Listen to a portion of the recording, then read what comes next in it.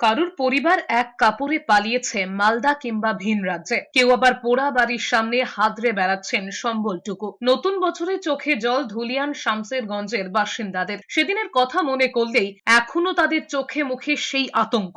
আপাতত শান্তিপূর্ণ এলাকা, তবে রাতারাতি কেমন বদলে গিয়েছে পরিস্থিতি। অস্ত্র শস্ত্র নিয়ে চড়াও হয়েছে বাড়িতে, তাণ্ডব চালিয়ে আগুন ধরিয়ে দিয়েছে, লুটপাট করে নিয়ে গিয়েছে সামান্য সঞ্চয়টুকু, মেয়ের বিয়ের গয়নাও। বাবা ঠাকুরদার ভিটে ছেড়ে রাতের অন্ধকারে ছাড়তে হয়েছে বাড়ি। গোছানো সংসার ছেড়ে এখন ঠিকানা ত্রাণ শিবির। কয়েকদিনের অশান্তির পর মঙ্গলবার মিষ্টির দোকান সহ অন্যান্য কিছু দোকান খুলেছে ঠিকই, কিন্তু সেই দোকানগুলোই রয়েছে সেদিনের তাণ্ডবের চিহ্ন। প্রশাসনের আশ্বাসে ভরসা হারিয়েছেন তারা, চাইছেন বিএসএফ ক্যাম্প হোক এলাকায়।